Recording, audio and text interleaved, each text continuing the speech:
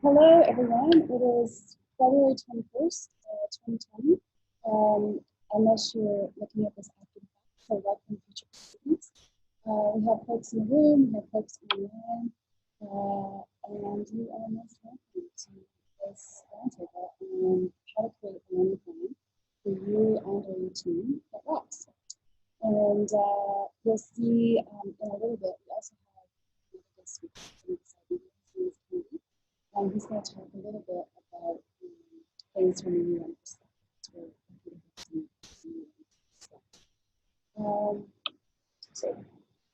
So we're welcome. Yeah, welcome. Okay. So we're live and we're recording. So welcome to those of you who've been here before. We've had a long history, about 7+ years now of roundtables. And I think it's I'm non-biased, but I think it's a really important community. Being part of the Learning and Development Roundtable means that you value learning. And to value learning means to be a little bit vulnerable, because to learn something automatically means that you don't know that. So it's to expand on our knowledge, our skills, our attitudes, all of that. And it's also about building community, because while it is possible to learn in a room, oftentimes learning is a community. So cheers to learning and cheers to building community. Special welcome to UN staff. I'm just tickled to say that this points towards UN mandated training. So I do have a sign-in sheet. This is only for UN staff, so that's how we get you into the system and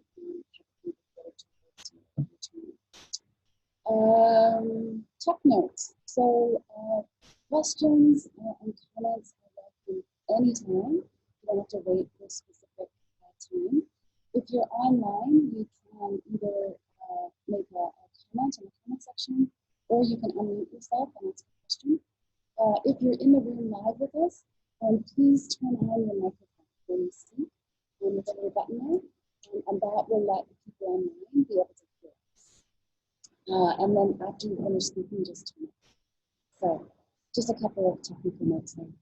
Our next meeting is March 20th, and I'm thinking about, I had a couple of UN staff discuss this, about making it a transfer learning, which is all about, it's great to learn something, but how do you actually use that learning after the course is finished, after the conference is finished, etc.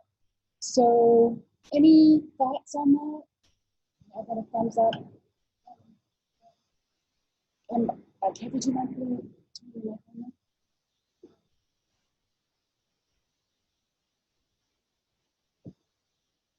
Oh, there's, Kevin, can you help Kevin? There should be a little button to press there. At the bottom it says speaker A, speaker B. Oh, Kevin, the mic's on time. Okay.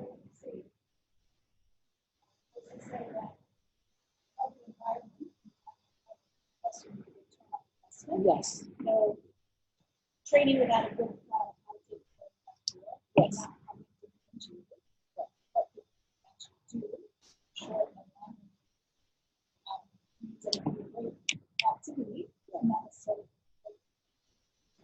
Right, so the application can be really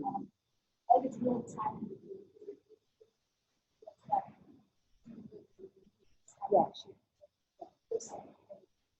Okay. Any other thoughts to doing a session on transfer learning? Application of learning? Do you, I'm curious, do people have ways, like when you go to a conference, when you go to a workshop, when you go to a training, do you have strategies for applying them? Like if I said to you, can you write out 3 ways that you do that? Could you do that?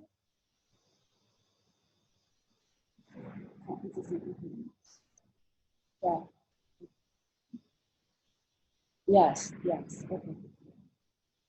Yeah. Okay. And so I'll put that into our Facebook group and just see what it's really about. But I haven't reached that with the topic much. And your ideas for topics and guest speakers are always welcome. So please let me know after the end of the workshop or after Facebook group, etc. And also, if you're new to our group, make sure that you're on the mailing list.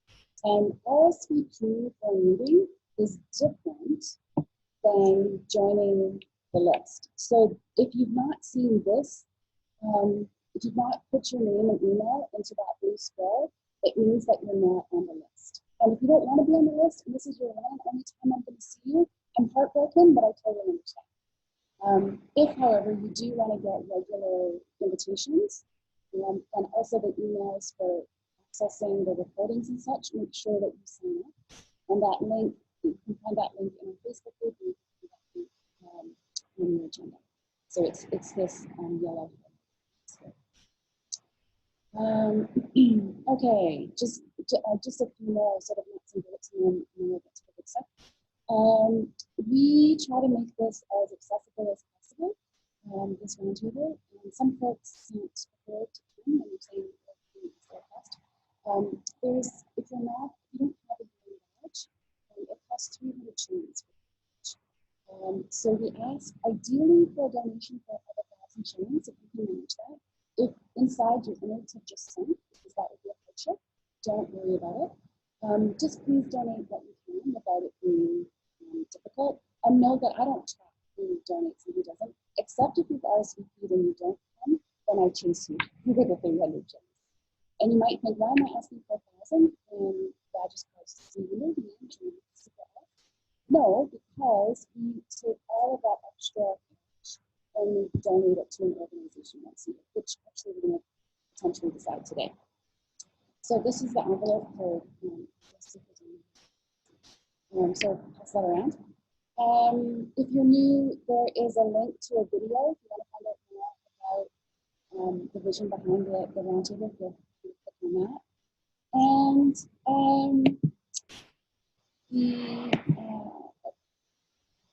let's just oh, so Susan's saying, thanks for letting me know, Susan. I've just turned up the volume. Just let me know if that has made a difference.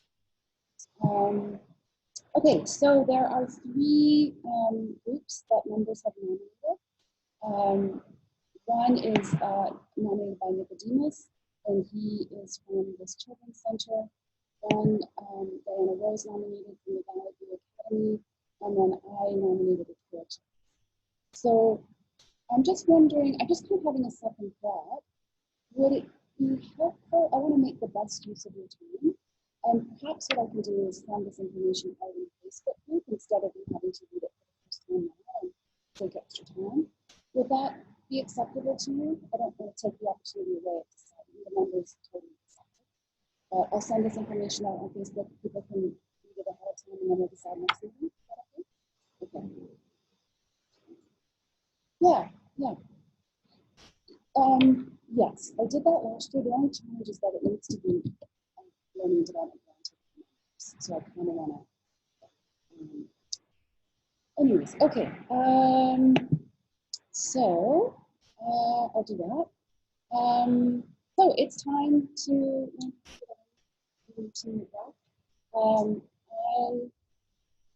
I am going to. Hi, Bethel. Welcome. I'm so Bethel's in Somalia. It's so lovely to see you here. Know that your mic is automatically muted, and you can participate by commenting or unmuting. The choice is yours. So welcome.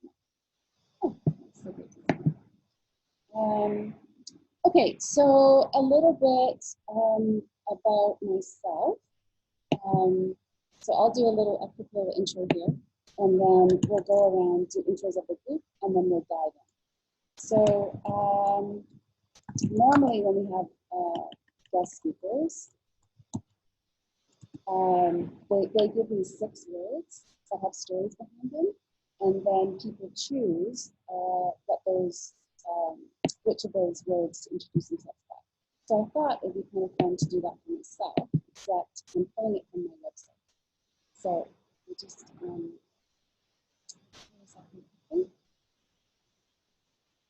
okay.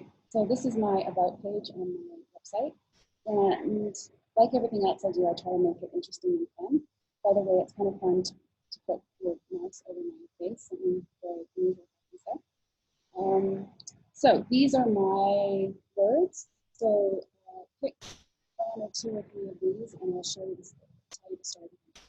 Polar bear capital, expert almond massager, community works, Laughing Matters, semester at sea to -72, YMCA, fashion designer to Timothy, single married mama, 80+ countries, alchemy. What's one of those phrases that comes to you?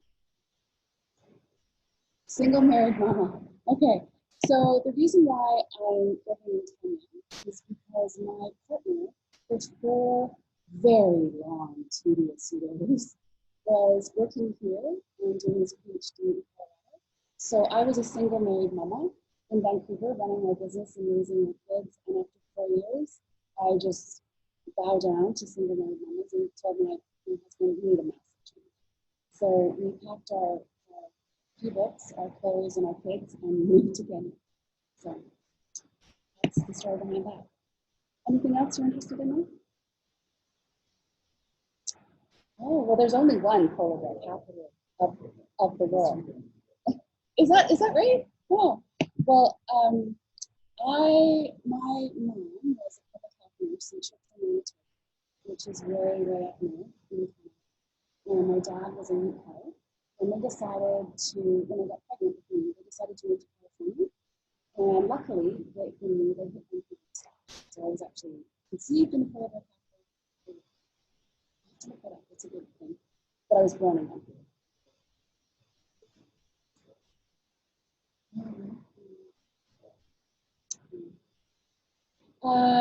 One more? Sorry? Semester at sea. Oh no. So I come from a pretty beautiful family, and I did a program called Semester at Sea where I went to school on a ship. I was a work study student, so I took us off, and the ship failed right away. So we left in the Bahamas and we docked in Seattle. And the biggest cultural shift for me was going to school with really wealthy American students. It's just a whole other world. So, yes, SS University. Oh.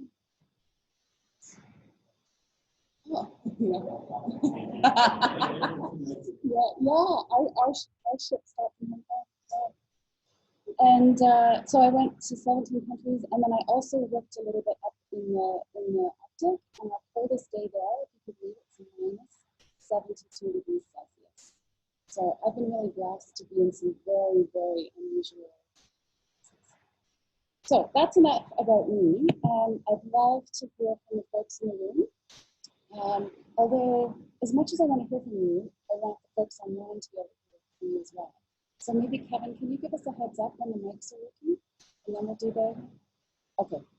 Because I don't want to have a long pause and then the people on the online can't hear anything. Is that okay? Yes, you could, yeah, if you want to one by one come up. Yeah, absolutely. If you want to come up here one by one. Do you want to do that? Sure, why don't we do that? So it's a bit weird, but if you can kind of just come up, one at a time, and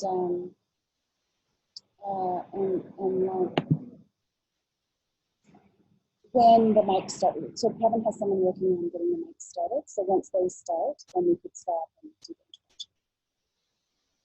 There are 2 people in the room. Is that okay? Okay, so let's go. Kathy? Oh, I have no idea. I didn't do it. I just know it was a very long, ugly, difficult doing it. Yeah, it was almost as hard doing the website as. No, it's 2 different photos that just. I'm a photographer. I had to flip my hair up like a million times. So yeah, it's fine. Thank you. Yeah, there's a lot of cool. There's a lot of interactive things. Anyways, okay, let's get back to our tasks here. So learning plans. Okay. And know that the audio recording, the video recording, and the PowerPoint are all accessible to you. If you're members, I send out an email with links to all of that. They'll be up online sometime next week. So has anyone ever had a learning plan for yourself or your team?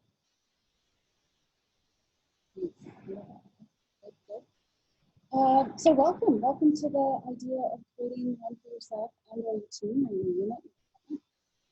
We're going to do some kind of big picture thinking, kind of some vision pieces, and then we're going to get really deep into the valley and talk about the nitty-gritty details. Specifically, we're going to talk about what a learning plan is and why it's so important to plan.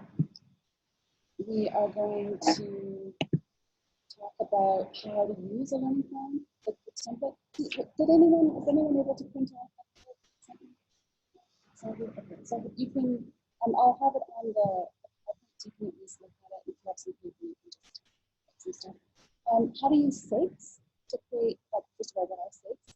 Use them for the learning plan. And then Pink Panther is going to make a visit. And we're going to look on a competition. And we're working for us, so don't worry.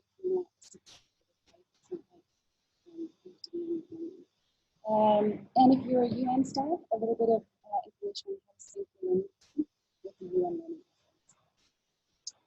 learning. A few words about process. So if that's what we're going to do in terms of how, really think about stretching yourself. That's the idea of the learning is stretching yourself. Do what you need to do. We don't officially have a break in 2 hours, but if you need to get up and stretch or go to the bathroom or whatever you feel like doing that, and know that you're in control of the break and the gas pedal. So feel free to tell me to, hey, Lee-Anne, press on the gas a little bit, or slow down, So question for you: how many items do you see in this picture here? Items do you see?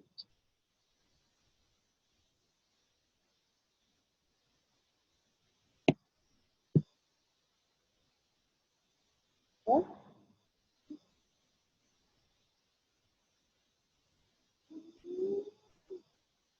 Good. We'll come back to that at the end of our talk. But yeah, I think that's some thought.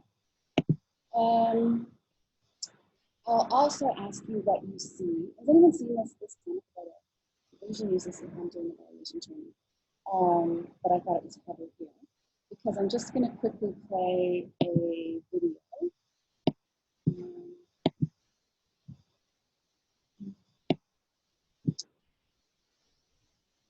Anyone seen this clip? Very short.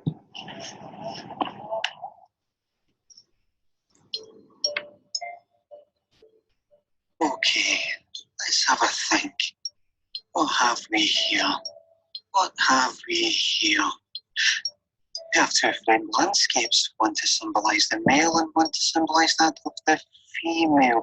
First impressions, the frame on the left is blue, the frame on the right is pink. Colours commonly used in the West to differentiate between the genders, so far so good. Now, the landscapes themselves, they tell a very different story. Within the blue frame, a meadow filled with a variety of flowers, the hyacinth, the daffodil, the lily.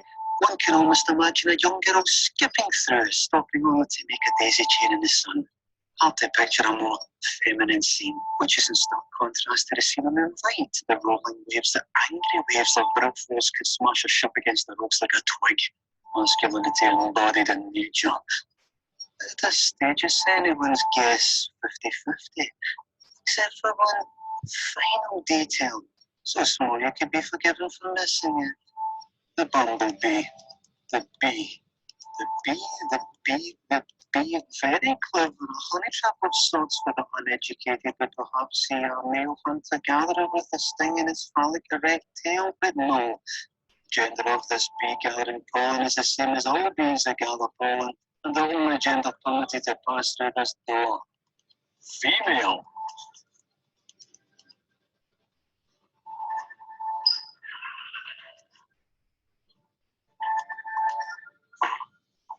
sorry. I mean, look, the friend's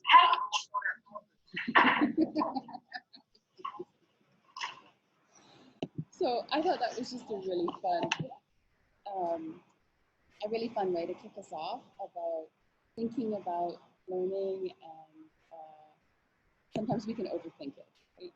So, any comments on that video?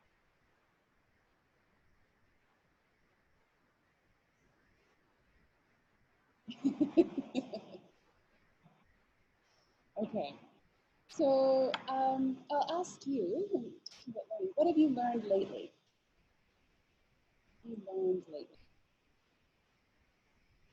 Kathy?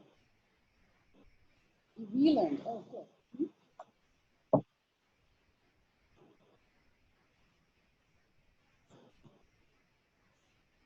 Oh, nice.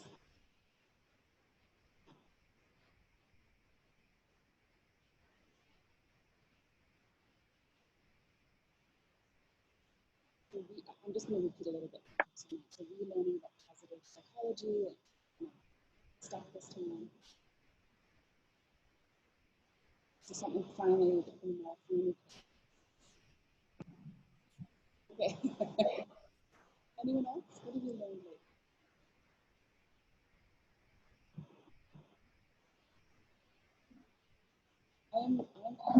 One of my themes is learning about building online communities.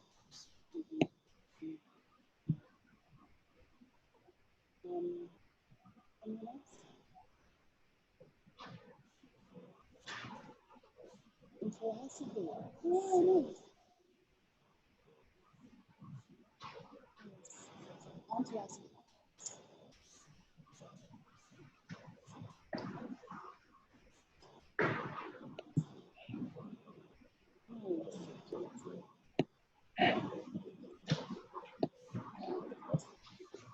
Yes, unless we're super proactive. Bafo, you're unmuted. Did you want to say something about something you've learned lately? Bafo?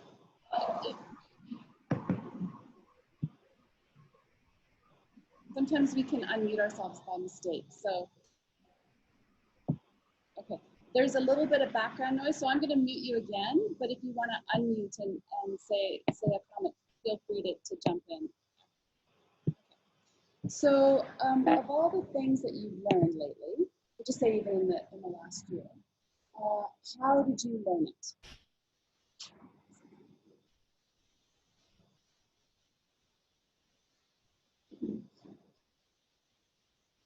So I'm just going to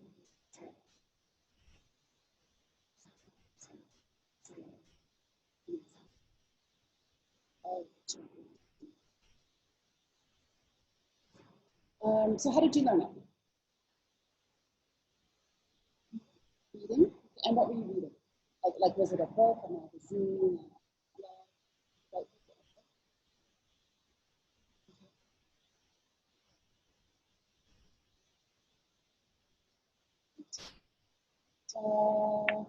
Anyone else? How did you learn? You talked about reading books.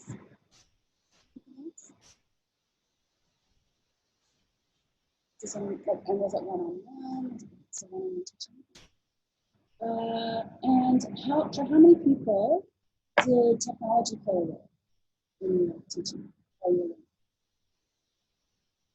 So you did something online? It was or on a tablet? Okay.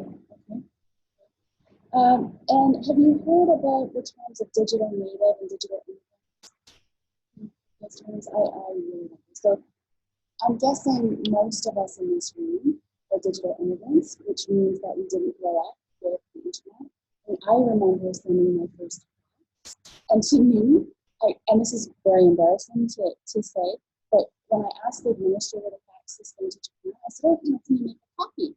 And she said, oh, do you need 2 copies? And I said, no, but doesn't the thing sort of disappear or something when you stick it in that machine? I was just like, you've got to put it in this machine that comes out in Japan. It was mind-blowing, let alone, internet, weeks, and alpha, all that kind of stuff. So I think, for some, especially those of us who are digital humans, who didn't grow up with tech, it's important to be patient and kind with ourselves. Tech is really, really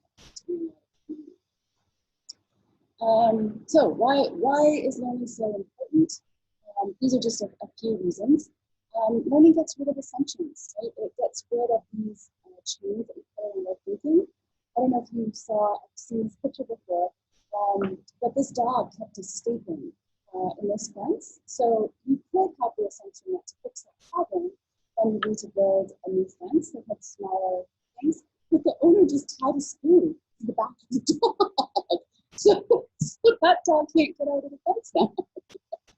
So I thought that was a brilliant example, right, of learning helping us have a much more expanded worldview. And talking of expansion, it also expands what we think is possible. This is a lovely clip. You can see it. This little boy manages to get himself stuck in this fence. And his parents are like, they're trying to pull the bars apart, they're talking about getting the fire department involved. And the little boy solves it without any equipment, nothing at all. But can you think how he gets himself out of being stuck in this fence?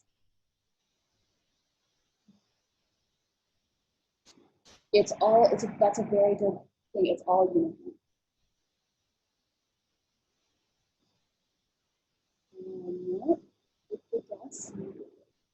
Yes. Yes. Yeah. So his parents are automatically trying to pull him back, and the little boy is like, "Oh!" And he just gets out. He puts his shoe.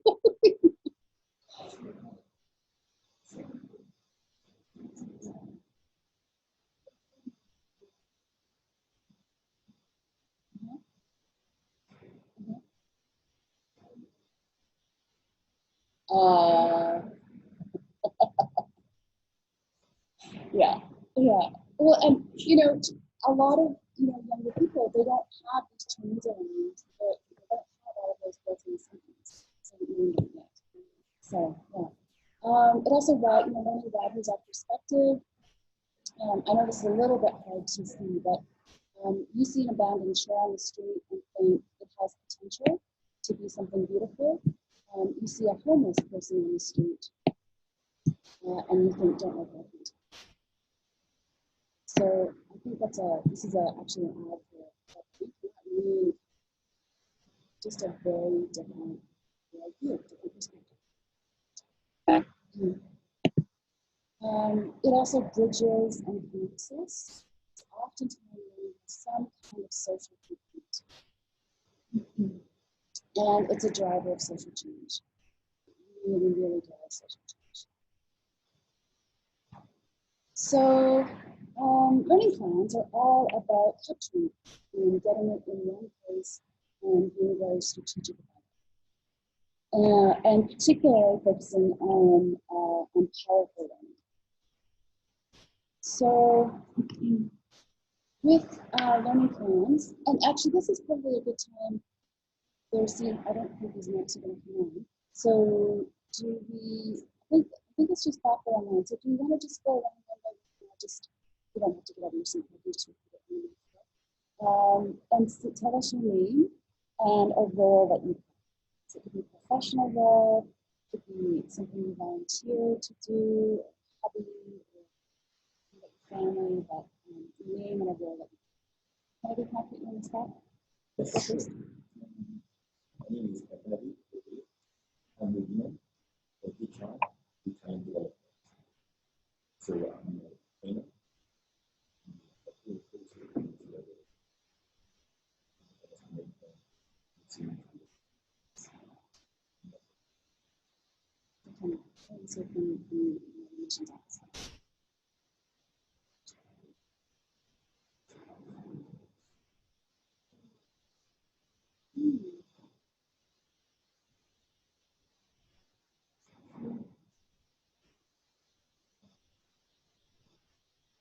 Liz, why don't you do that?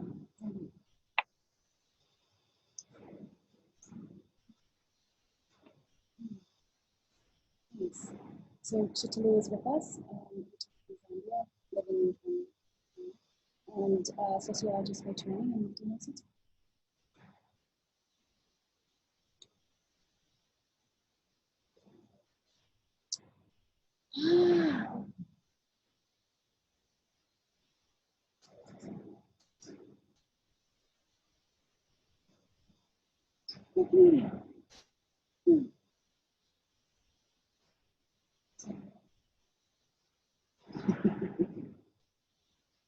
So Gordon is with us, almost retired in sparsity and stuff.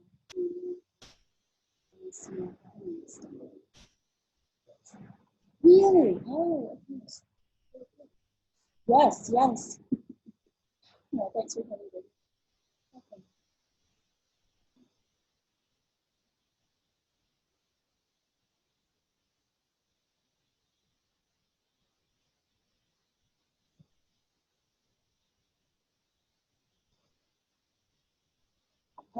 So Lloyd is with us, originally from Zimbabwe,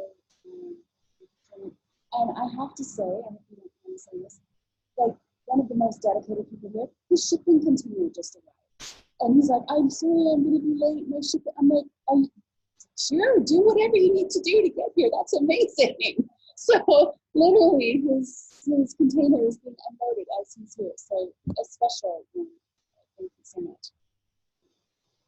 Kevin, do you want to say hi to the group?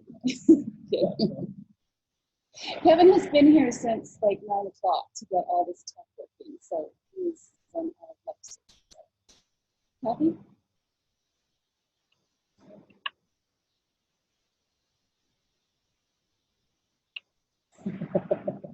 In and out of UN, in and out of, okay.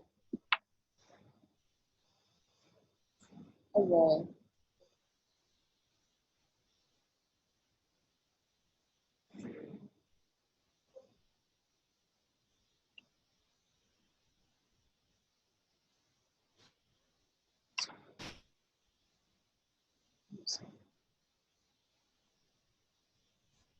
the supervising staff.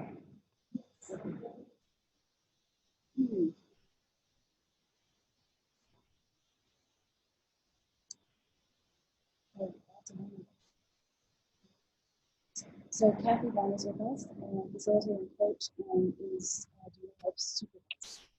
So,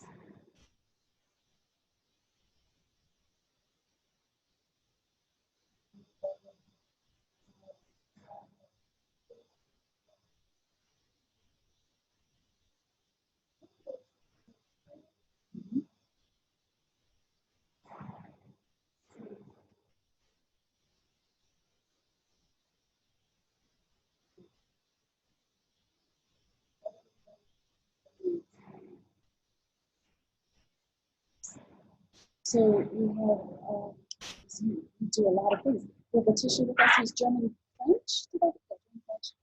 With UNET, anthropologist, sociologist, with some civil society, with the indigenous folk, as a 12-year-old friend who she learns a lot from and is involved in Guinean in her spare time.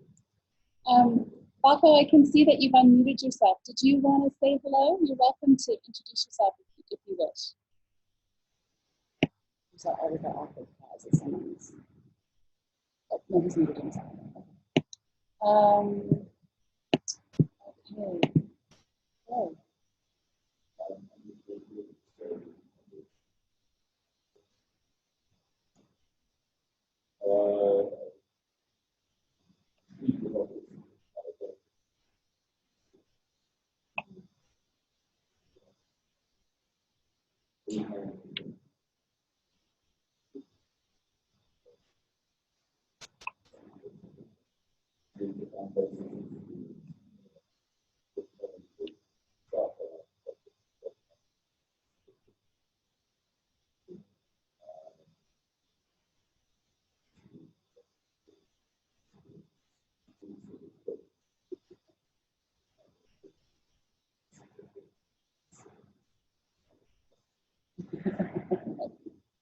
So we have Nick with us from UNET in communications. He's doing a lot of mentoring, media production. He's Australian, and I met him at a party with a ton of Australians, and we just ended up talking, learning. So super happy to see you. Yeah.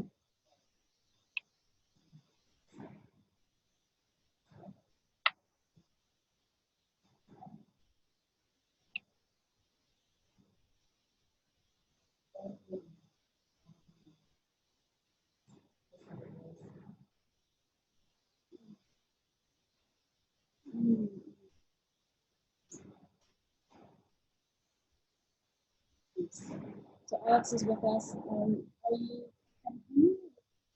So Alex is from Guinea, and he has a plan. So, okay, thank you for that pause to introduce each other. Usually we do that.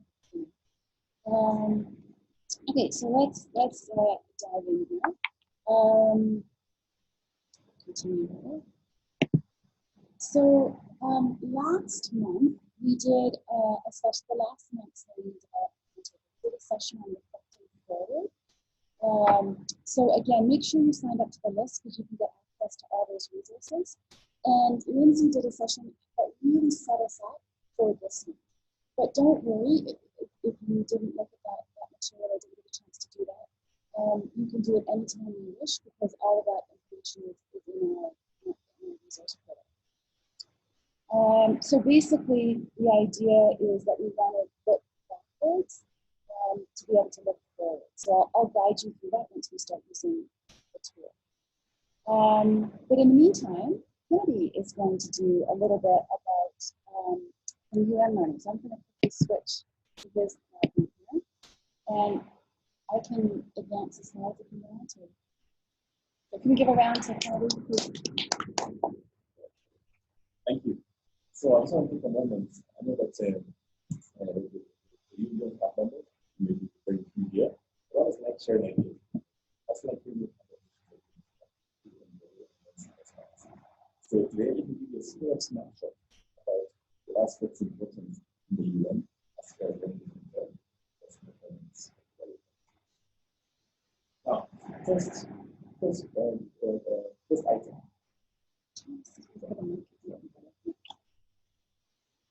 First item, and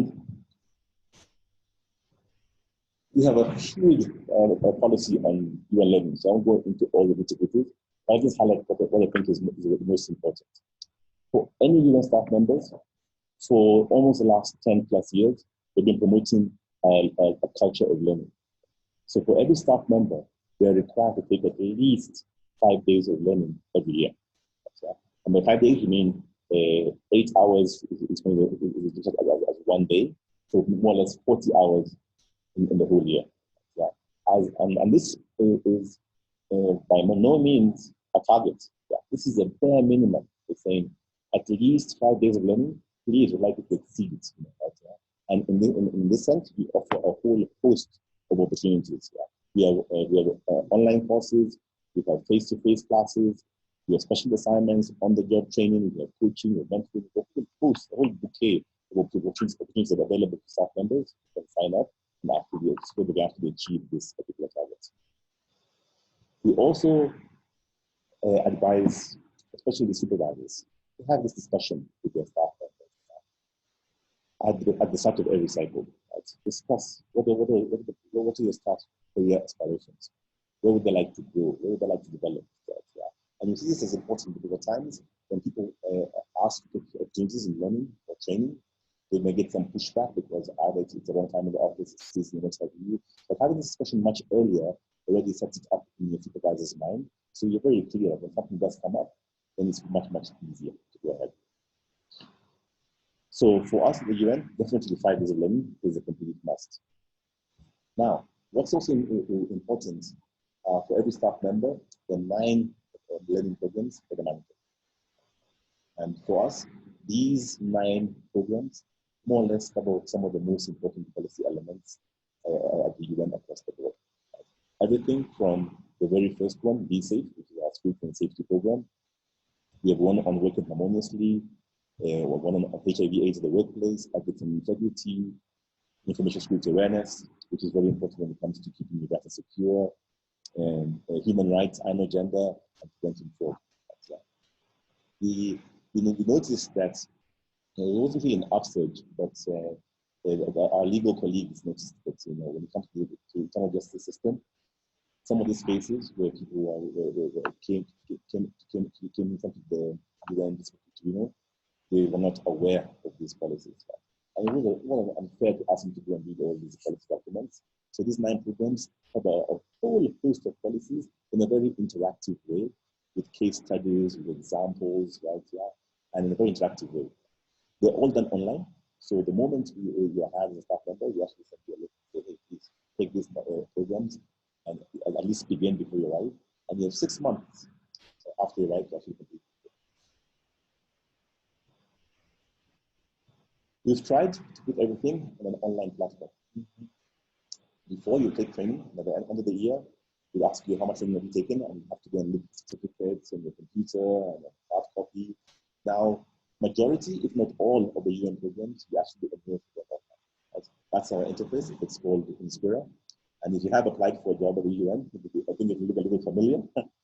But where the arrow is, you have your links to your performance dashboard, to your learning dashboard, and also to your mandatory learning courses.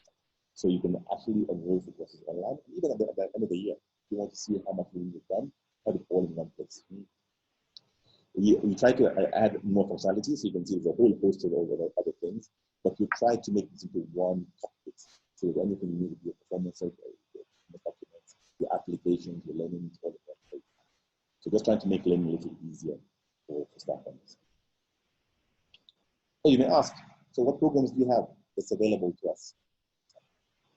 Every month, the last week of every month, we release a calendar for learning opportunities for the next month. So this, for example, is what we offered, I think, in February. So this is released from the last week of January. And we say, hey, here are all opportunities available for you next month. Yeah? If you'd like to sign up, please do. Here in Nairobi, but for most of them, more than half of them, also have an online component. So you can log in by Skype, Zoom.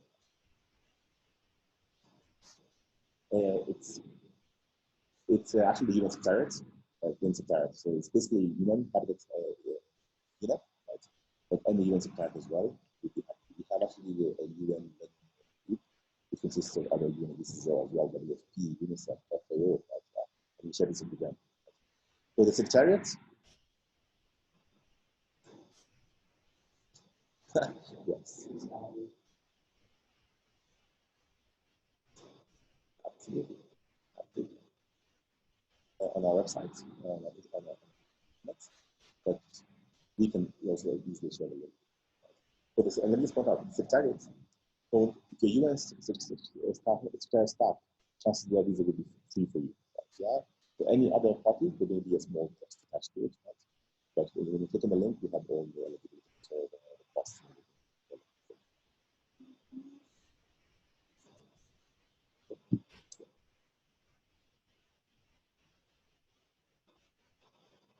I just want to touch and move a little from learning to performance management, right, and where the link is. For the UN, we have our performance cycle. It's 1 year.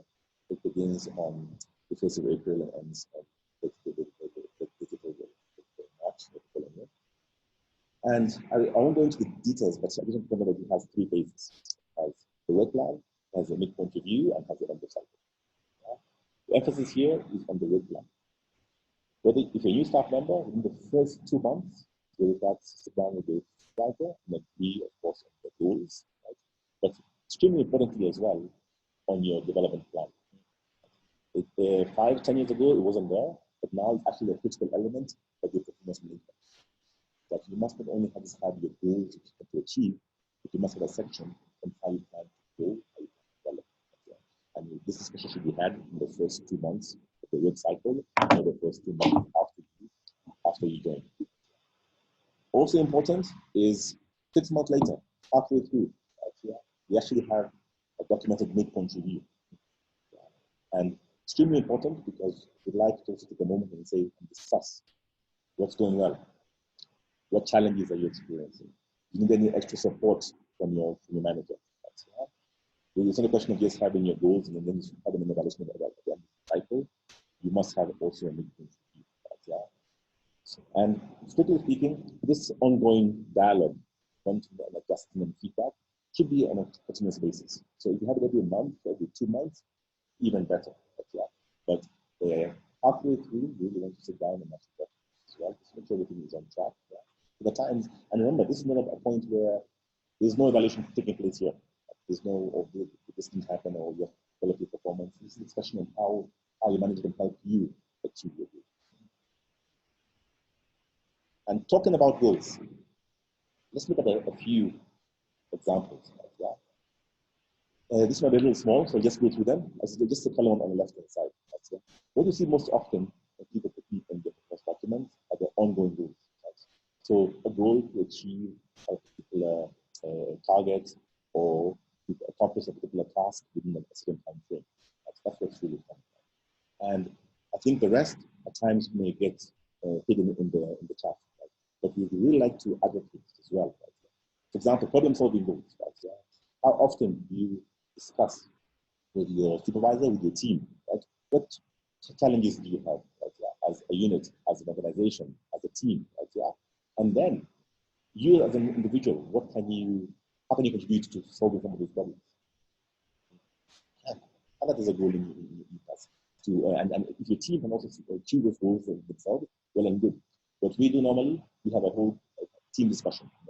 So we look at what's our division's work plan, which is a subset of the agency's work plan. It's a subset of the UN strategy and charter and so forth and so forth. So if that's something that I'd like to tackle, I'll volunteer for that. Have much more engagement, have much more ownership.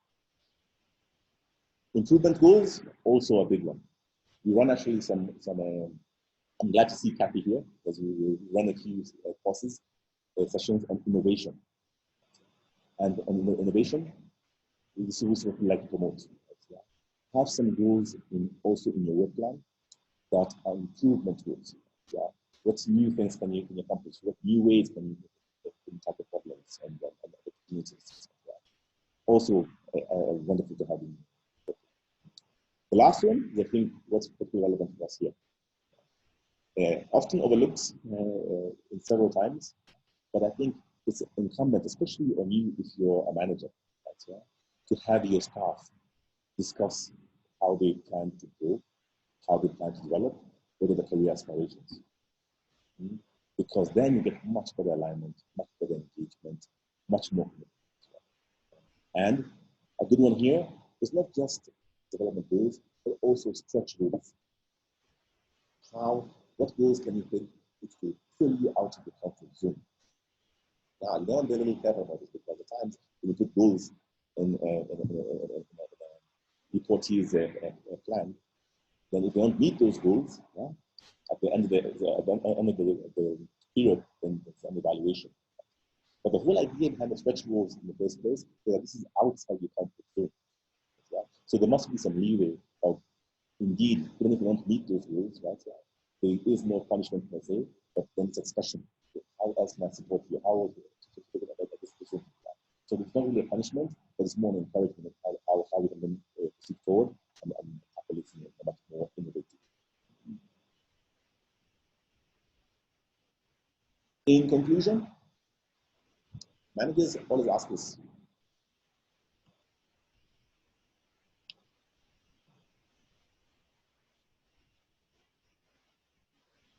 yes, normally all the goals we put in there would have to be more or less smart. Right? So specific, measurable, attainable, time bound for sure. Right? Yeah? So indeed, they could be aligned to your contract, or they could also be ongoing goals. Right? Right? So you have this large goal which you have accomplished within 5 years. You only have a one-year contract. So what portion, or what can you achieve in that 1 year? Right? Yeah? And make that into your goal. We insist. I know SMART is a very popular acronym, but we insist that indeed we want to have a goal that's indeed SMART. Right? And the challenge we see most often is on the measurable and the attainable parts. The time is open-ended. Right? To increase the number of trainees that we have in our courses. That's very open-ended. But I can be more specific and say I would like to offer 10 courses on performance management within this particular period. So it's very specific, it's attainable, but it's also time-bound. Did that answer your question? I see that you still have something else in your mind. So, staff members, managers, all ask us and say, so I like to have this discussion with my colleagues, with my team, right? But what options do you have available? What can I offer them as far as the growth and development is concerned?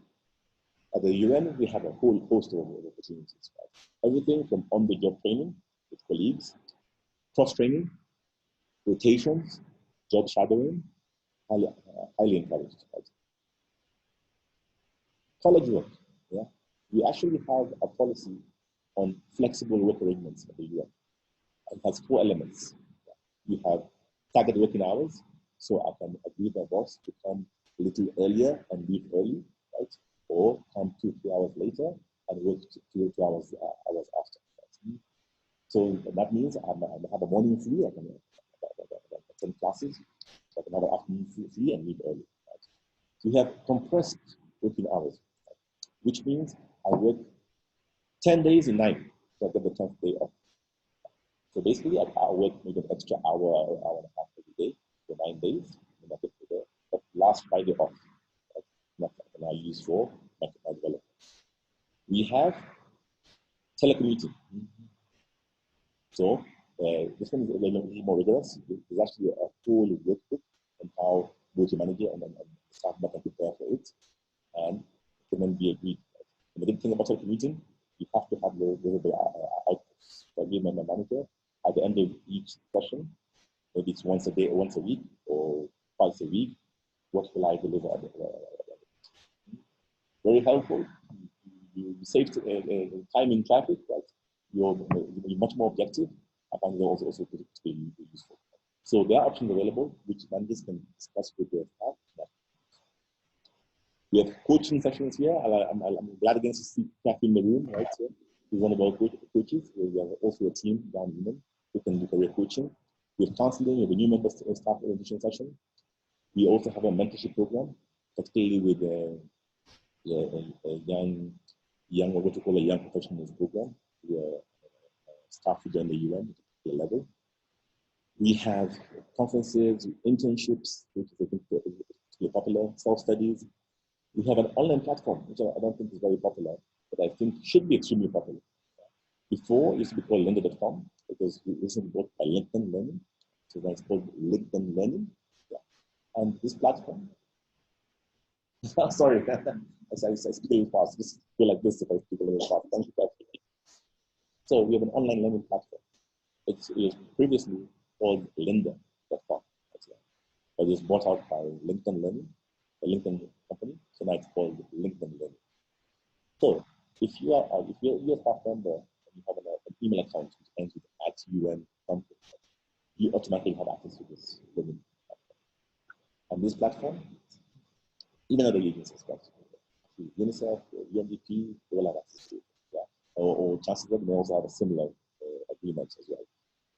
Now, this platform, you have access to over 8,000 different learning courses from project management to communication, team building, you name it, you'll be able to find it there. And this is the platform you can learn at your convenience.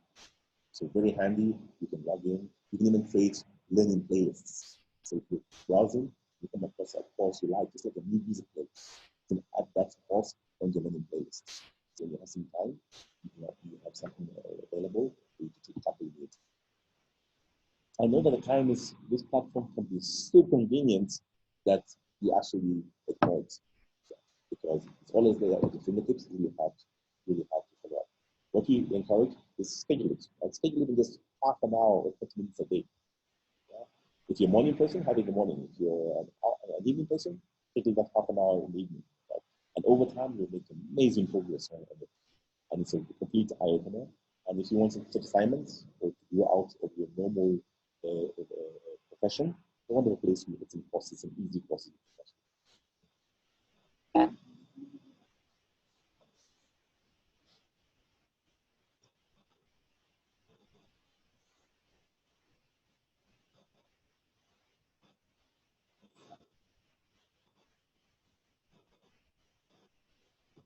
Yes, actually, you'll find that, thank you, Kathy. You find that several universities will have similar platforms.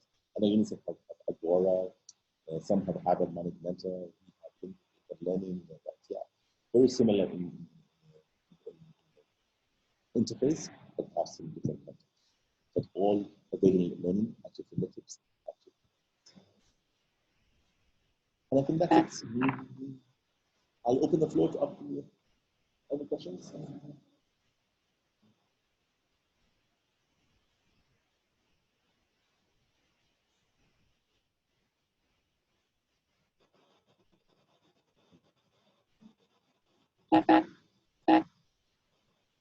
Yes, with our monthly broadcast, we always have a link down. And yes, everybody gets it. Everybody, in the cabinet gets it, right? Yeah. And then the other agencies, we have focal points like WSP, the women, different to them. I think they broadcast amongst us.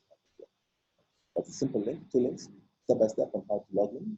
And if you had a Lima.com account before, there's a simple link on how this should be activated.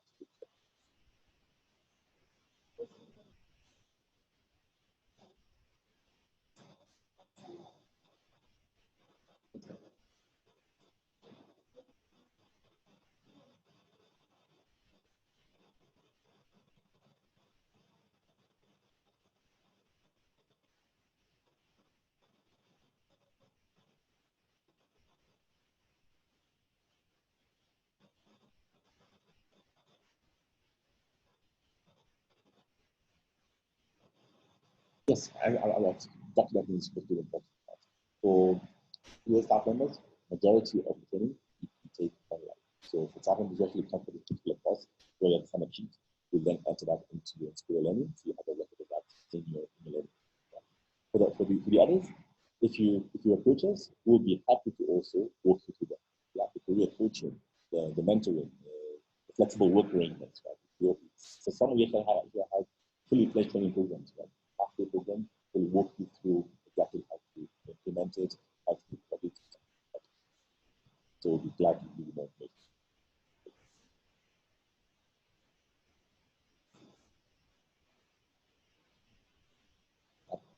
Absolutely, and that's why for any course, but actually even this course eventually, that staff members, they'll be able to plug into the Inspira and enroll for it. So, simply have it.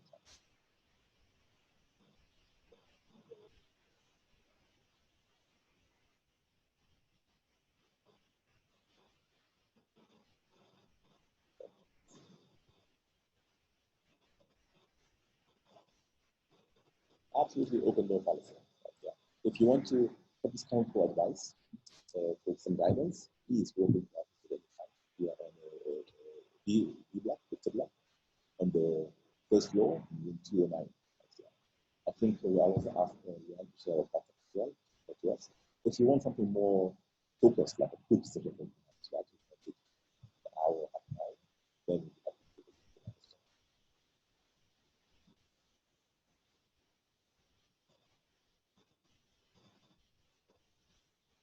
right? You want to be a little worried when you send out the broadcasts. Yeah? You want to know the people to use the delete button and you see it pop up in the inbox. But yes, we do try to have broadcast on a monthly basis. And also, when you have seats available in our courses, right? Yeah, we also send out things available. Seats available, we'd like to join them. And get a very good response. That seats available, then to the longer email, please. Yeah, you can get at any time. Give us a call, walk into offices, drop us an email. We'd be happy to do that. Absolutely. Thank you very much.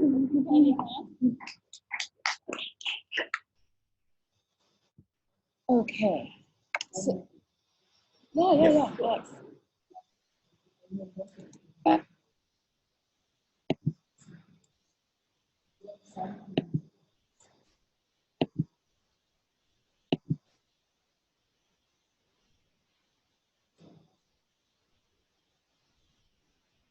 Roundtable.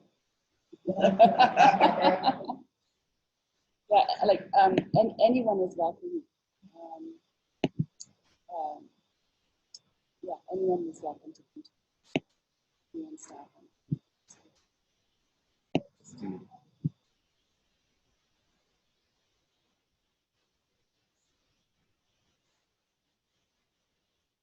Yeah, and I'll give you some. You're going to give yourself some options in a minute, and. So those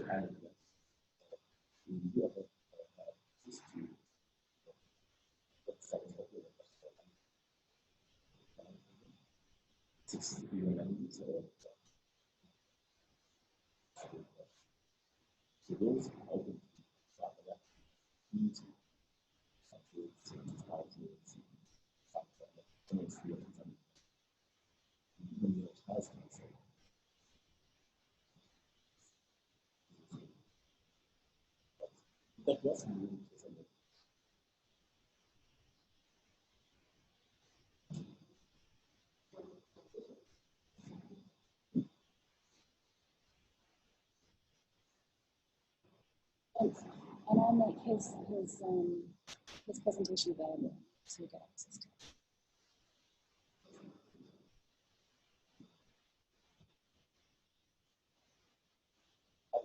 Great. Yeah.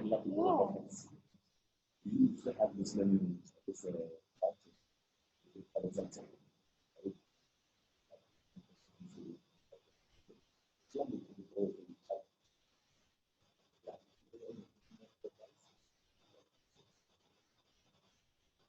Okay, great. So let's continue on because I really want to give you time to create your own learning plan. So why are learning plans so important? They really help, as Candice mentioned, with your career development, especially if they include stretch goals, help you stay relevant, in touch, up to date. Also, they really help with something called learning agility, and they really help with being proactive. So I'm not going to dive in, this is a big topic on its own, but I chatted with someone actually through my learning on LinkedIn, and this organization kindly allowed me to share these resources with you. But this idea of learning agility, so being very, very flexible, and a little bit of what kind of we talked about, like this path of, it's about change, it's about managing talent and leadership development, and all of those things together come together to form learning agility. The other big thing about learning plans is that they put you in the driver's seat. It's all about you being proactive as opposed to being reactive. You're taking charge of your own learning. And I like this account proverb, wisdom is like a baobab tree, no one individual can.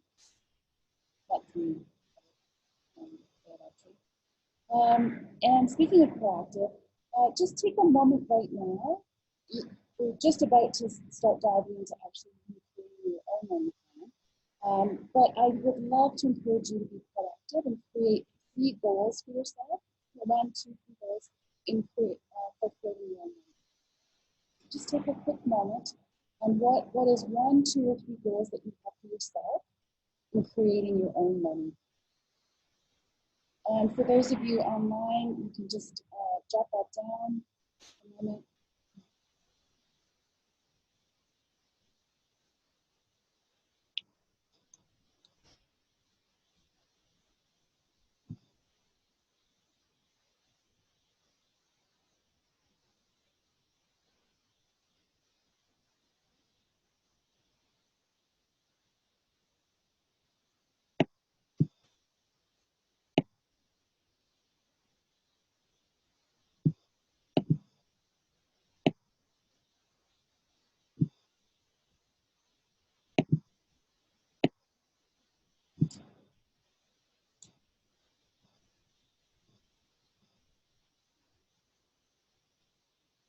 Each of you have at least one goal? Okay, so I'm going to gently challenge you to make sure that that goal gets met by the time we finish our session. So learning plans, another reason why they're so important. I love this quote from Henry Ford. Anyone who stops learning is old, whether at 20 or 80. In today's fast-paced society, if you're not learning, you're going to be left. This is a picture of this woman, Priscilla, who attended school, the 6th of her great-great-children. 90 years old. I mean, that's impressive. Okay, the other thing is thinking about multiple ways of learning. Sometimes we get stuck and we think learning means I have to go to a course or something like that. So this is an example of how not to do it. So just another really quick video for you. Sorry?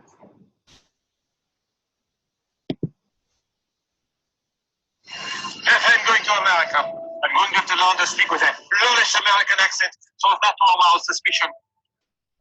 So find me the greatest accent coach in the world. I would like to buy a hamburger. I would like to buy I would like to buy a hamburger. You would like to buy a hamburger. No. Let's break it down. I would Weird. like to buy a hamburger.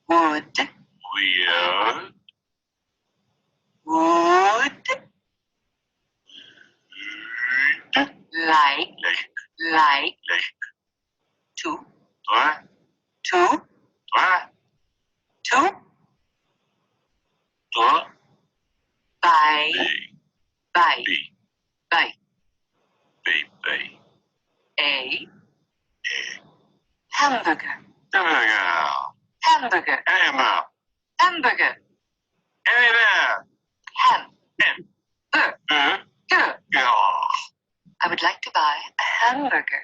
I would like to buy a hamburger. It's not hamburger, hamburger. I'm not saying hamburger. I said, Okay, you can. Yeah. So what's the problem with her instruction?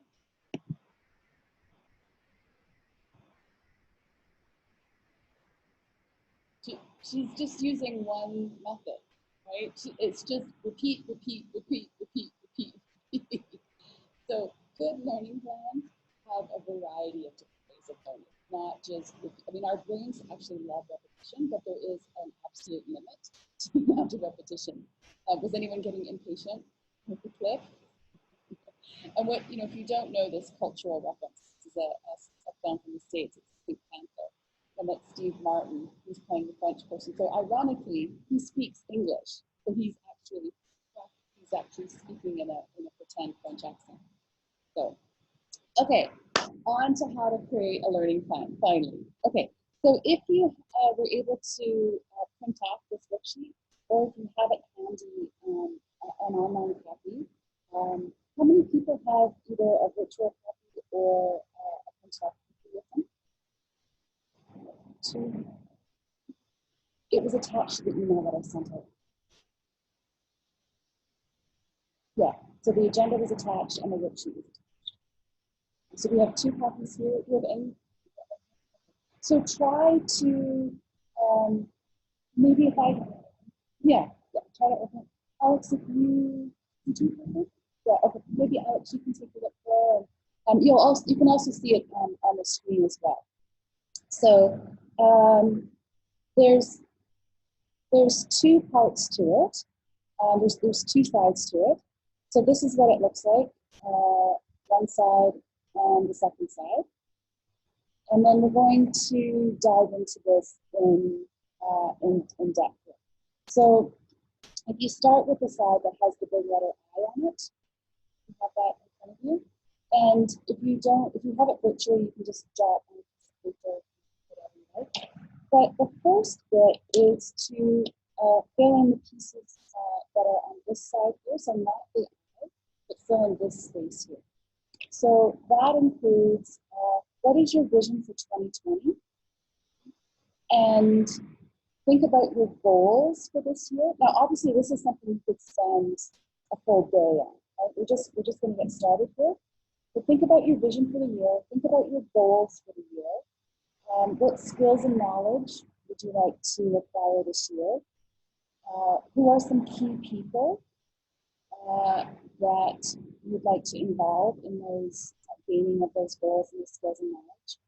And what habits or systems might you need to put in place to gain those goals, skills, and knowledge? Now, this is taken, all of that top part is taken from last month's workshop, and there is an entire handbook that goes with that that shows you how to do that in much more detail. So basically the idea is that you're pulling your learning plan from your vision for the year. And then also last month we did some reflection on that. So if you want to expand on this, if you look at the bottom of the other page, Lindsay's emails or her website is there. And if you are a member, you can get access to our portal and download the workbook for free. So take a few minutes now, think about your vision, and again, don't be kind to yourself, because you're not gonna get a fully formed vision in 2 minutes. So just start to think about that, some of your goals, etc. Think about, why did you come here today? Why is a learning plan important? That will help with your motivation. And then start to think about, what are your preferred ways of learning? So as opposed to that instructor using only one way of learning, and just highly repetitious, think about, what are the ways that you best. So take a few minutes and just jot some notes down there. And let me know if you have any questions, anything that makes sense.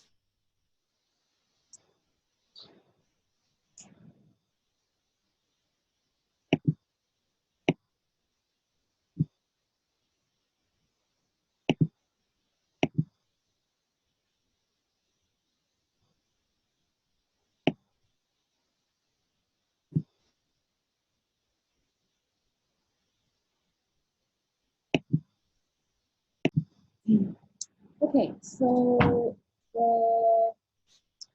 how easy or difficult was that for learning section? Did it come quickly? Was it like MT?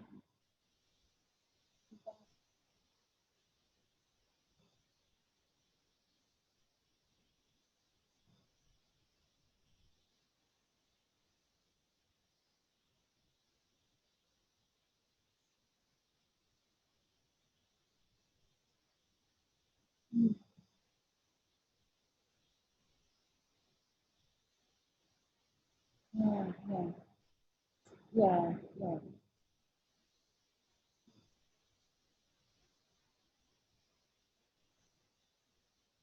yeah,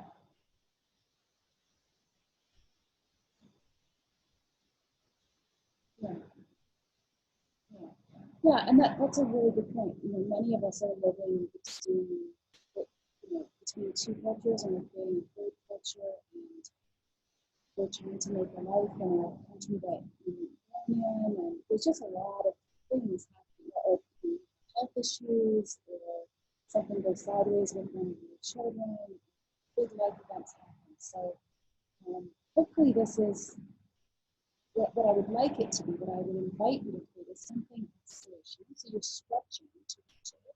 It's not something like, oh, I can finish that in 5 minutes tomorrow, boom, done. But also to give yourself grace, because things come up in life and shipping containers arrive at times, and all of that. Okay, now we're starting to, so that kind of set the scene, that was kind of a big picture. Now we want to sort of start pushing that into a specific learning plan. So the first step for that is, if you look at the big letter on the side of the page. Now, has anyone heard of a T employee? So I've added a step to the T employee to make it into an I employee. So the T employee looks at general or broad skills and knowledge based on your area of expertise, your agency, your sector, etc. So an example of a very broad, general area of expertise, then if you very broad, would be in Spirit. Your UN staff need to know how to use Spirit. Do you have to be an expert in it? No, unless you're on the Spirit team. So think about things that are required for your area of expertise or farming, coaching, facilitation, etc. that you need to know, but you don't have to be a deep expert. So it's that broad thing, the broad skills. Secondly, think about very deep or very specific set of skills that you need in your area.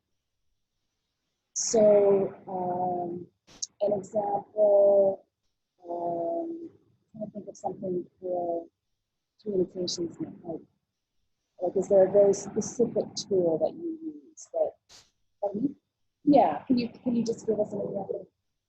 Okay, so Adobe Premiere. So that's something that, in your case, for someone else, maybe that's a very broad skill set, but in your case, that's a very deep skill set. It is deep, based on his particular area, his particular set of skills and the agency. Does that make sense? That's the deep part of it. So the top part is very, very broad. Right? So it's not specific. It's like learning how to use Inspira and you learn stuff person. For him, learning to yeah. And he's got to know that inside and he's creating a lot of videos. His employer, his supervisor, his team is not going to be very happy if people with expertise in this video editing normally take 15 minutes to edit something, and he's like, how do I use that thing? And he's taking 5 hours. So in his case, that's the middle part of it. It's very deep. It's a deep skill set. Yeah. Okay, so far we've covered the top, which just doesn't run deep. It's just a very broad skill set. And then we've looked at what are your skills that do run deep. Then the bottom part, and this is the part, so that first part is usually what's called a T employee. I've added the bottom part because I think we all need some very general, broad skills because we're human beings. So in my world, I call those the 7 C's from my perspective. So they're things like communication, conflict resolution, and change management. There's celebration. If we're not taking care of our mental health or physical health and celebrating the work we do in the environment, we're not going to be able to create social change. Change management is another one of them. Creativity, and innovation, and culture.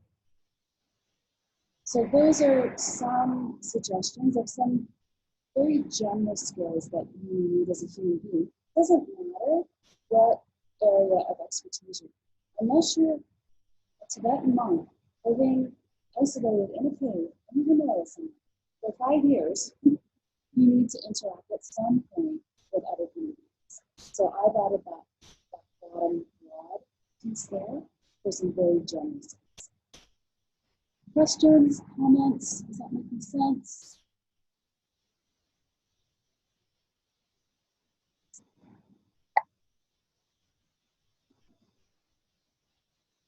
That's a really good point. So you might use it as a template to map out the skills that you already have. You definitely can do that. I would also encourage you to do it as a bit of a needs assessment because you're trying to create a learning. So what are those skills that you want to either improve? Like I know this video editing software a little bit, but yeah, I really need to get better.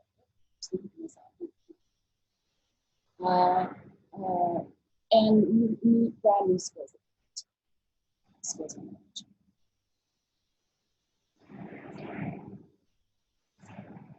Okay, can I show you another piece of the worksheet? And I'll give you a couple minutes to work on it. So if you turn the sheet over, there's something called states there. And this is something I use with clients all the time. Something that, and states are just another way of saying competencies. But when I was doing a training for the UN in Egypt years ago, it was supposed to be competency based, and the participants didn't like it. They said, you know, if we don't have these competencies, does it mean that we're incompetent? Really good point. So I started thinking about things more in terms of skills, that's the S of the state, attitudes, that's the A, pay is knowledge, and E is experience. So once you fill in your I, you can dive in a bit deeper and fold that piece of paper over, and then you can see them both at the same time. And use some of those skills that you want to gain or improve and drill even deeper into it. So is it something that you need to actually, I'm a fantastic video editor. I've taken so many courses, but I actually don't have very much experience. So that's really what I need to focus. I need to focus on getting experience in video. I don't need to take any more courses.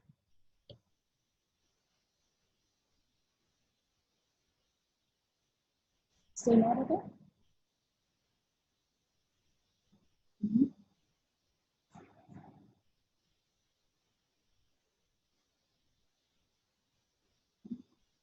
So attitudes is all about your mission and your vision. So I once took a marketing, I swear this is a true story. I once took a marketing course where the instructor had us literally stand up and put our hand on our heart and do the marketing pledge, which was basically make as much money as possible. I'm like, that doesn't really sync with my values. What about contributing to community and building and collaborating? So he was teaching the class certain skills and certain knowledge, but it didn't jive with my attitude. It was a complete mismatch. So the attitude piece can feed back into your vision.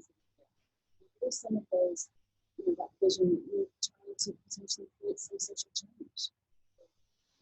You're placed on this planet with a specific set of special gifts, and how can you best be of service to make a difference in the world? So when you fill in this particular piece here, think even more deeply about these particular things that you want to do, knowledge or experience, etc. And start thinking about what are those really like. Is it skill building? Is it gaining knowledge? Is it gaining experience? And then this is where you can start to be very specific and start to choose. Who do you need to get support? Make sense? Okay, I'm going to pause our recording here and give you a few minutes to work. Okay, I'm going to bring it back to the large group. Expectations and future. There's one big piece that we haven't covered yet for a long time, so we'll do that now. So part of that piece is making sure that you're stretching yourself. Kennedy mentioned earlier about stretch goals. So make sure that you've got some things in there that are definitely accomplishable in 2020, and maybe some pretty wild out there. Boy, this would really be stretching your back to do this. So you can examine your own time for those things. And then really think about your methods for achieving that limit. There's lots and lots and lots of different ways. I love this quote: be stubborn about your goals and flexible about your methods. So speaking of methods, it's time for friendly little competition. So I'm going to invite you to partner with the person that you're sitting across from. So get into pairs. And you'll notice that there, in the learning plan, there is some space for doodling here. I'm using the notes and stuff. So in that space, or on a scrap piece of paper, whatever you wish, see how many ways you can come up with to learn this. So brainstorm the biggest list that you can make with different ways to learn things. And literally, the pair with the biggest list of ways to learn things will win a prize. Okay? So for those online, I'm just going to pause us right now. Pause the recording. Okay, so we just had a little friendly competition for all the different ways we can learn. So folks in the room, count up your number of items and let me know how many you got. And for those online, if you did that as well. Items, see if you beat the people in the room. You guys have got 13? Okay, 13, what did you guys get? 19, oh, okay. What did you guys get? How many? You still counting? You got 38, woo! Okay. So can they beat 38?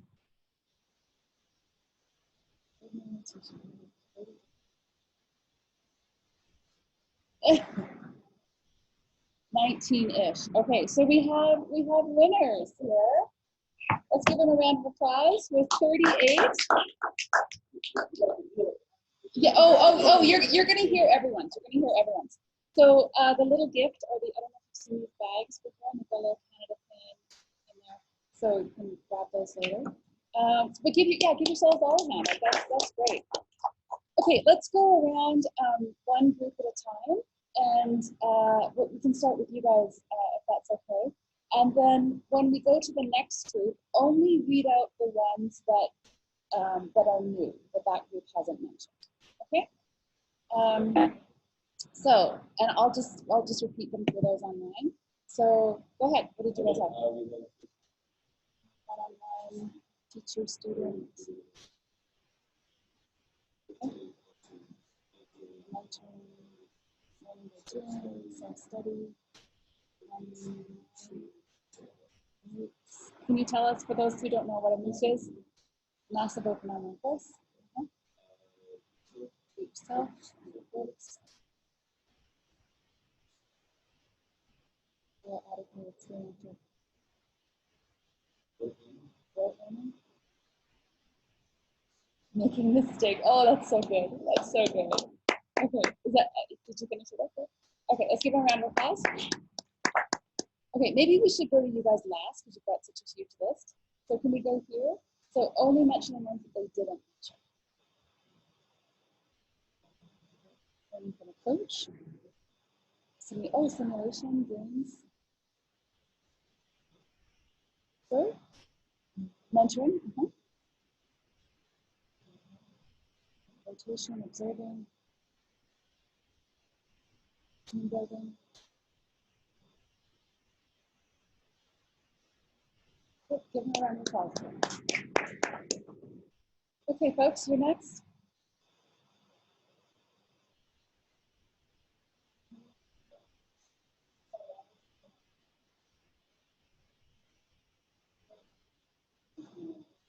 Assisting an expert. Oh, good.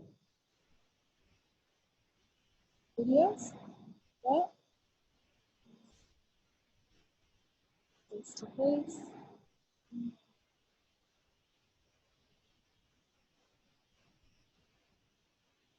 School, formal training.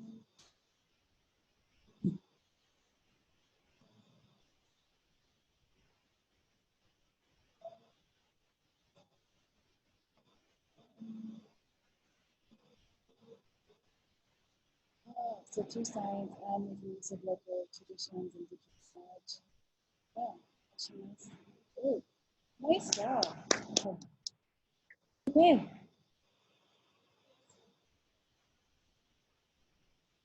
Writing blogs and blogs. Community practices. Daily experimentation. Feedback.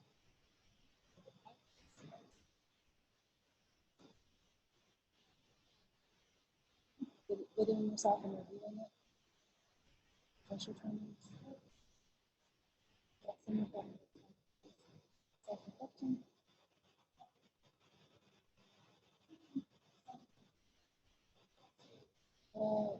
Creating something out of the learning or doing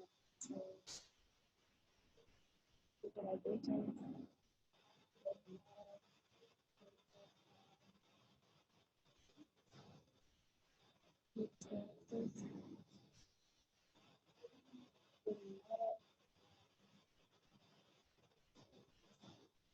If it's living research, writing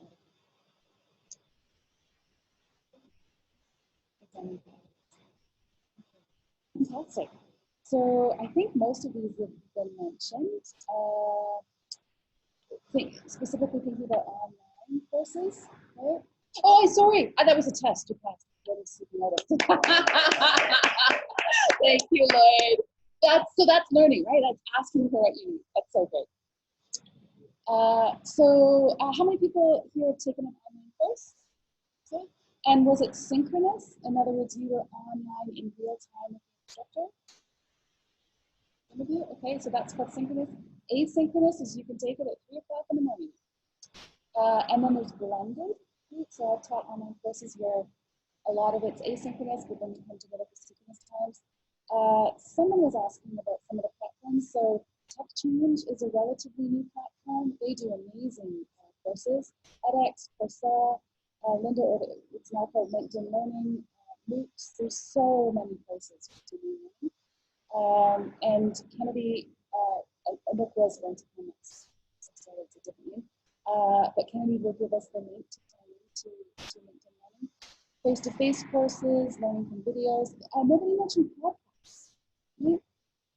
There is a phenomenal amount of them. Every time I go on a long drive, I have tons of podcasts, or every night, much to the that's when I fall asleep to podcasts.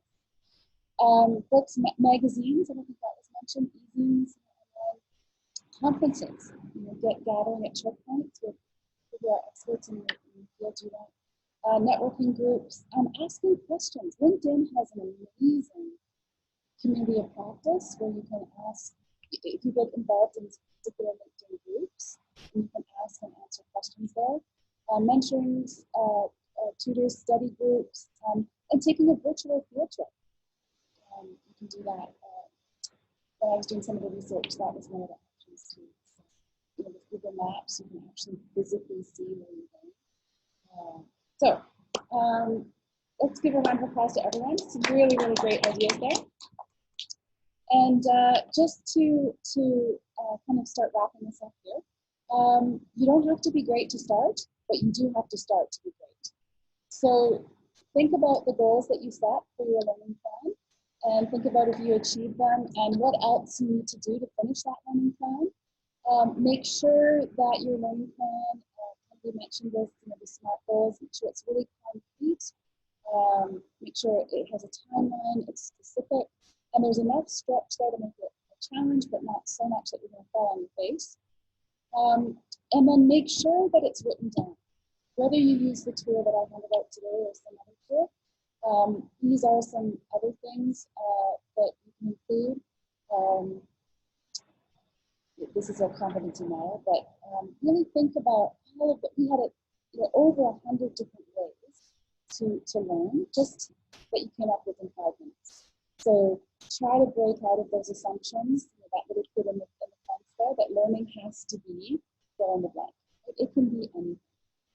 I have an R&R routine in the morning, which stands for basically a routine, and I try to spend 10 minutes learning. Just 10 minutes. Obviously, I learn in other ways, but I try every morning to start off with a reflection and 10 minutes. And that can just be simply looking at a website that I've queued up to. So this does not have to be difficult. It does not have to take massive amounts of time. Think about, so far we've focused on creating your learning plan, but obviously you want to implement your learning plan, right? You want to do something with it. So think about getting support. How can you be accountable, be motivated to do your learning plan? How can you have a growth mindset? The zone of proximal development, that's just a fancy way of saying make sure you're challenging yourself, but not so much that you're setting yourself up for failure. And figure out how you're going to know if you've been successful. And then identify and overcome the challenges in them. Okay, so these are some of the, and I know this is not friendly, I would put this in the resource portal, but these are some of the resources, or pretty much all the resources I used when I was designing this workshop. So I will cut and paste those, and those will all be in the resource portal. The resource portal has 7+ years of all of our workshops, and you can click on any, it has a very long table of contents, and you just click on the one that you're interested in, and it will jump you down to that workshop. So people didn't necessarily use this wording, but some of the prototyping and making models, that is reflective of design learning, and I've had at least one roundtable on design learning, which is a very specific type of thinking about solving social problems, and did that. He's one of the best user experience designers in is incredible. So you can look for that in the photo. And then the gamification of learning, which a lot of people make mistakes and think that the gamification of learning means using games for learning, which it can be, but the overarching umbrella, gamification of learning, is using the principles of gaming that make gaming so popular and applying those principles to learning. So we've had a session on that, and someone went and created this incredible adaptive management game out of it, and then came back to do a workshop on that. So if you want to see a game and you should look at the adaptive management, Charlotte did that workshop. Yeah.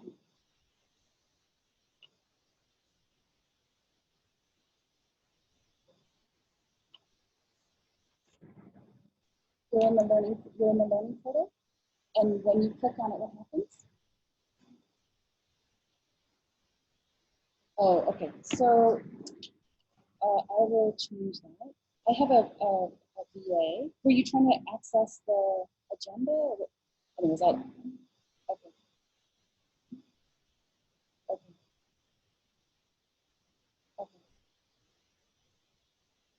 Okay. Okay. So Google permissions are the bane of my existence. My VA has a very specific list of things to do when he uploads everything online, and sometimes we miss it. So about that. We'll fix it.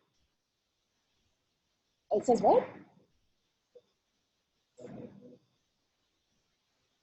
Okay, I'll get him to fix it. Sorry about that. Okay.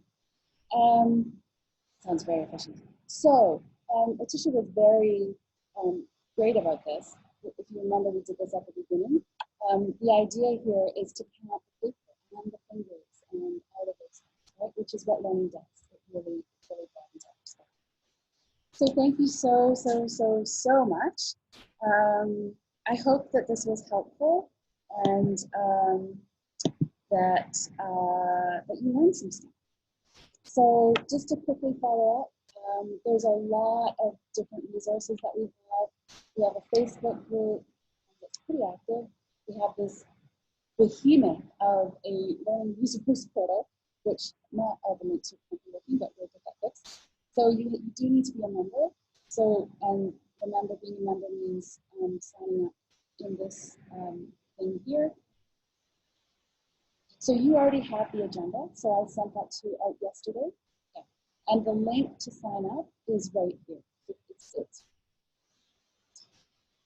no, so when you RSVP, yeah, no, so the RSVP is just to say you're coming to a specific meeting. Once you sign up to this, what that means is you get access to all the resources and you get the invitations sent to you. So it's in the agenda, and it's this yellow, there's a hyperlink there that you look up on the screen. Okay, so if you want to do it after the workshop, I can bring it up on the screen, and you just need your name and email, and then automatically you get all the invitations.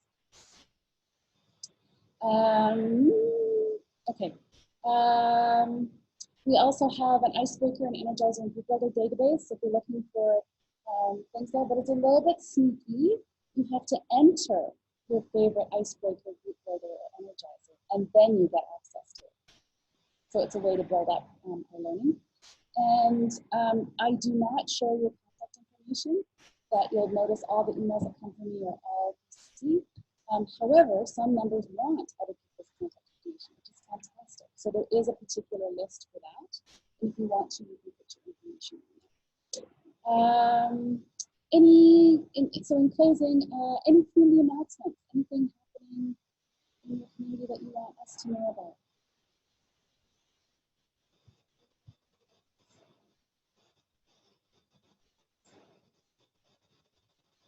Okay, and feel free to put it in the Facebook group. So there's a great,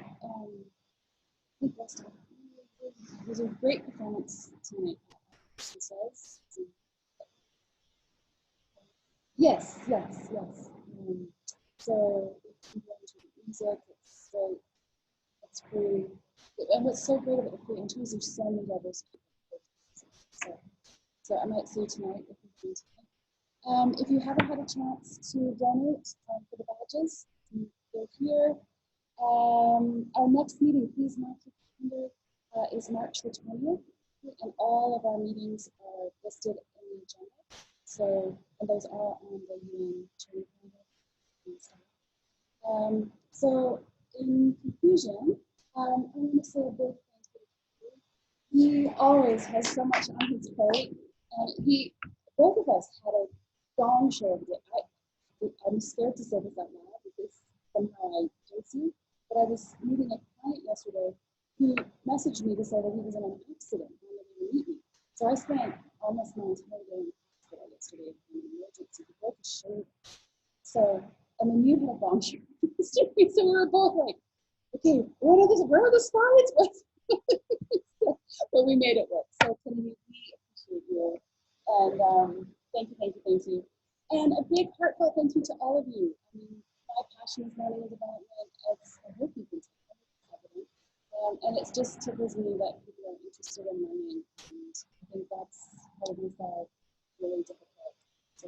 So thank you for your time and attention. It's almost the weekend for maybe some of us. So enjoy, learn, laugh, and lead. I'm going to stop our recording here. So bye-bye to those people in the future watching this. We appreciate your time.